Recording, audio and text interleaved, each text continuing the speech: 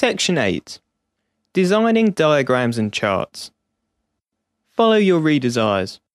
If you had a table with 3 columns, increase 50% in the left column, constant 48% in the center column, and decrease 2% in the right-hand column, the order of the columns in that table is ineffective.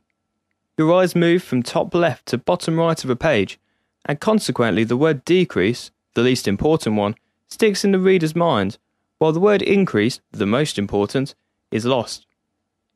Rearranging the columns results in a version of the table that draws more attention to increase, and makes the table more memorable. But ask yourself, is a table the most appropriate way to illustrate the data? A diagram conveys the message more effectively than a table. However, the sizes of the letters are out of proportion to the relevance of the group they describe. Use your fonts to reinforce your message. In this example, we have a diagram showing font sizes in proportion to the relevance of the group they describe, but the diagram looks static. You might want to add a simple symbol to illustrate action and dynamics. Introduce a dynamic. An upward arrow shows the direction of the change, or increase, and emphasizes the dynamic nature of the product. However, with just an image, the precise degree of change remains unclear. Be precise. Ask yourself, what is the one number you would want to convey? The one number the reader should want to remember is now in the arrow. Never display 2 numbers prominently. 1 is enough.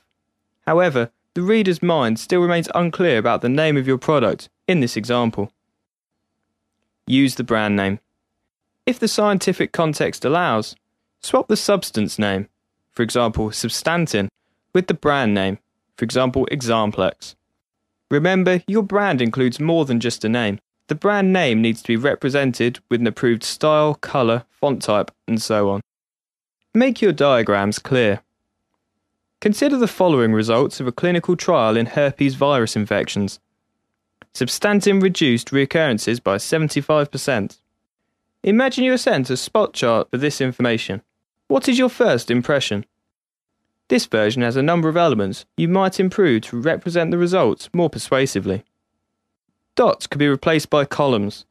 The product column has been moved to the right-hand side, and an arrow indicates movement and highlights product benefit, and a relevant number has been added. The typed substance name has been replaced by the product logo. In scientific documents, you would of course retain the substance name rather than the brand name. Use your brand colour. Always use your brand colour for the column depicting your product. If your brand colour is red, then the column should be in red. If your brand colour is blue, then the column should be in blue. Don't let your agency get away with a different colour. Your readers should associate the colour and the dataset with your brand. This helps them to recognise at once which results belong to your product. Use a design for the column or pie chart segment representing the placebo or control group that ensures clear differentiation from the comparator. The obvious choice is to use the colour grey in its various shades. This makes the placebo column unobtrusive. Use contrasting colours. Choose a background colour that ensures sufficient contrast. Avoid using a shade of the brand colour, which may only confuse the brand and control drugs. Beware of the design pitfalls. The agency that produced the example diagram has committed several mistakes. The placebo column is placed at the most advantageous position on the right-hand side. One of the competitor columns uses a brand colour. The competitor data showing superior results has been given a highly prominent position, instead of placing the column at the left-hand side where it would have been more appropriate. Think black and white. There is one simple point you need to bear in mind when designing or approving a colour diagram. Remember that sales representatives may make black and white photocopies or may fax your colour diagram, which will then invariably come out in black and white. In this example, the reader cannot distinguish which column represents which group, since the blue and green chosen as original colours became virtually indistinguishable when transformed into grayscale. Label columns directly. Avoid using keys in diagrams, which is often the default choice in your computer software. Label the columns directly instead. This allows the product column to be easily identified, even on a black and white copy.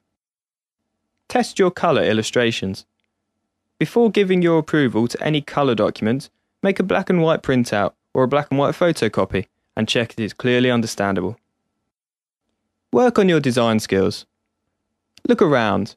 Where can you find a graphic designer? In your department? In other departments? In your external agency? Invite this person to your team meetings. Can you get this person to work for you in a more intensive way, officially or unofficially? If this is not possible, consider initiating a style and design review board where people comment on pieces from your competitors as well as on your own internal drafts.